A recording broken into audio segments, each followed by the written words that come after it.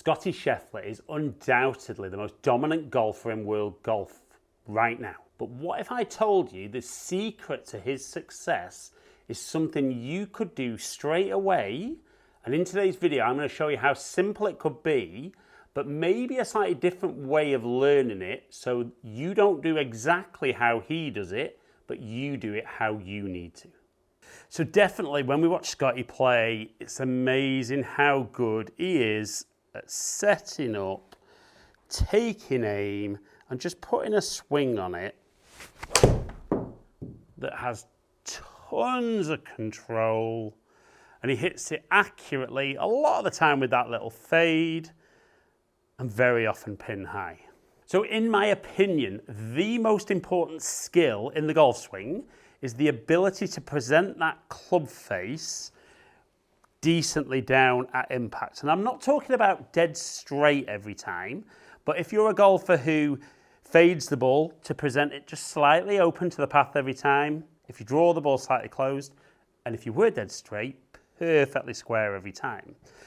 But I know what you're thinking, that sounds like an incredibly easy skill, but why do so many golfers struggle with it?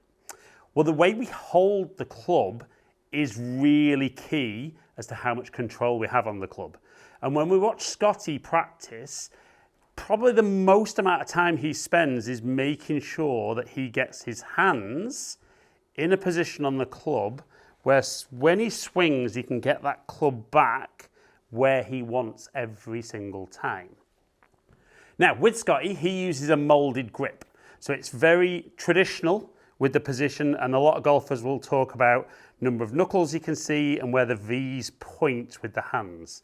Now, I'm going to give you a slightly different way of doing that, and I'm going to explain why, because it can be very often down to how good your shoulders are, your wrists, things like that. So you might have to hold it in a slightly different way to get the control than Scottie may. Now, a very traditional way of holding it, though, would be get that club out in front, make sure that front edge is straight up, left hand point down to the ground, and make that little cradle with your fingers. Sit the club into that cradle, and then let the left hand close on top. And we should have the left thumb just right of centre. And then we're going to place the right hand on top, almost so we've got the male and female joint, and then you slide down until you either overlap, interlock, or baseball. For me personally, this is where the hands are joined. And I would say very much a lot of golfers tend to get it too much up in the palm, and then they get the wrists in a quite poor place, and they have to do a lot of manipulation. So we're going to get a little bit more fingers with the lead hand, and then slide down until I overlap.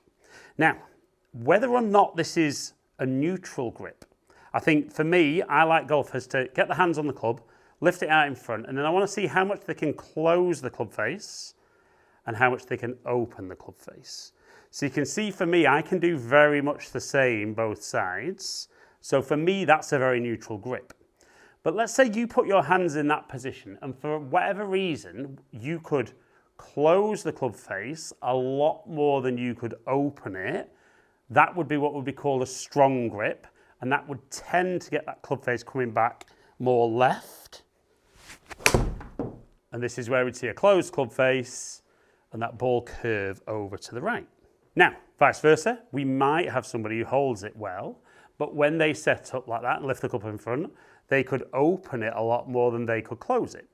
That, in my opinion, would be a weak grip, and that would get an open face to path and get you fading the golf ball. So the first thing I want you to do, because hopefully you're working along with me in this video, is I want you to make sure that you pop your hands on the club as you would currently do. If you can, try and make sure we're in the fingers and we've got those hands joined together. And what I want you to feel is close it and open it. Now, let's say you're that golfer who can initially open it more than they could close it. All I simply want you to do is move both of your hands more to the side of the club. Now, I know a lot of golfers will say then that the V's are off outside my shoulder. That's fine. You might then lift the club up and be able to close it and open it the same amount. That for you is a neutral grip. If you're a fader of the golf ball, I've got no problem if you can close it a little bit more than you could open it, because if you could get it curving right to left, we'll kiss goodbye to that little slice. Now, if you're somebody who can close it more than they could open it, we want you to move your hands more on top of the club, and again, that should make you more neutral. So it's definitely worth experimenting with that and just seeing. Now, what I would say is when there's a change of position of the hands on the club, very often golfers tell me it feels weird. I'd like you to change that for different. If it feels remarkably normal, you're doing what you've always done, and unfortunately, you'll probably deliver the club how you always have. But once you can put your hands in that neutral position, we want you to set up, make some swings, and start getting some feedback for a few shots. So we can see there, that one just drifted a little bit more left to right. Club face was 6.6 degrees open. So again, I would go through my little routine, make sure that's correct. Put another good swing on it. That club face 2.6 degrees open. Now, I did mention earlier in the video as to why this might be a little bit different for golfer to golfer. So I want you to think about, in the golf swing, obviously the arms might rotate a little bit and the wrists would work in different ways. Now, dependent if your wrists are a little bit tight, you might not have full range of motion, so that could affect the way you grip the club. Equally, if you were there and seeing how much you could rotate the ball and socket joints in your shoulders, if they're a little restricted, that might affect how you are able, even with a neutral grip, might affect how you deliver the club face. So with that neutral grip, if I would stand up, and let's say neutral for me would make me swing, and if the pattern of my shots was that club face closed every single time, yes, I could aim right and go for that, but I might just feel that rather in that position, I just want my hands slightly more that way on the club. And then I can make that swing. I know now I can probably open the club face a little bit more than I can close it. I like playing with the little fade. And I can put that swing on it. See that tiny bit of curve from left to right, and it's a much more controllable shot for me. But an awful lot gets made about how Scottie's swing looks, his footwork, his follow through. But the one thing that he is very, very good at is making sure that his two hands, the only part of him that touch the club, are in the exact position they need to be for him to have maximum control on that club face.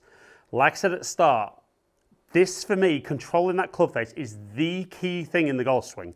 Doesn't really matter how the swing looks. If you can get that club face back where you want every single time, you're going to make that golf ball go in a decent direction, and if the contact's got a decent distance.